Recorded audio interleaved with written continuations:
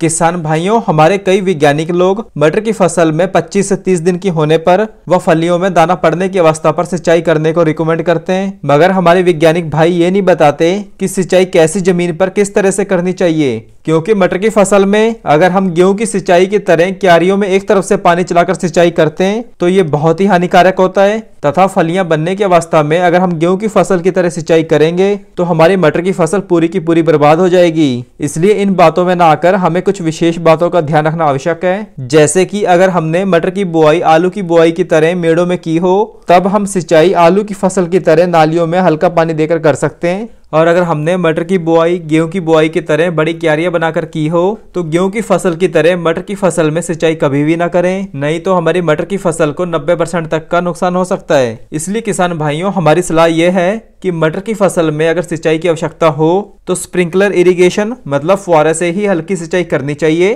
तथा sprinkler irrigation से सिंचाई करते समय हमें यह भी ध्यान रखना होगा कि फुहारा चलते चलते खेत में पानी नहीं खड़ा होना चाहिए। क्योंकि अगर मटर की फसल में जहां पर भी पानी खड़ा हो जाता है वहां फसल की अगर फलियां बनने की अवस्था हो या फलियों में दाना भरने की अवस्था हो तो मटर की फसल को पानी रुकने पर बहुत अधिक नुकसान होता है, तथा कहीं कहीं तो मटर की फसल पूरी की पूरी पीली पड़कर सूख जाती है व फलियों में दाना बनता ही नहीं है। इसलिए मटर की फसल पर सिंचाई करते समय हमें विशेष ध्यान देना ही होगा। और किसान भाइयों, फूल आने से पहले सिर्फ एक ही सिंचाई की आवश्यकता होती है, वो भी स्प्रिंकलर इरिगेशन मतलब फुहारे द्वारा। मगर ध्यान ये रखना होगा कि फुहारा चलते चलते खेत में पानी जमा नहीं होना चाहिए और पानी जमा होने से पहले फुहारा बंद करके दूसरी जगह कर देना चाहिए। इसके अलावा किसान भाइयों, अगर आपने प्रैक्टिकल करना हो तो थोड़ी सी जगह में क्यारी में एक तरफ से पानी भरकर चेक कर सकते हैं कि मटर की फसल में पानी भरने से क्या होगा। और किसान भाइयों, हमने मटर की फसल में पहला स्प्रे कौन सा और कब करना चाहिए इसके लिए हमने अलग से एक वीडियो बनाया है, आप ऊपर आई बटन पे क्लिक करके देख सकते हैं। तो किसान भाइयों, यही सब कुछ था मटर की फसल में पानी कब और कैसे लगाना चाहिए।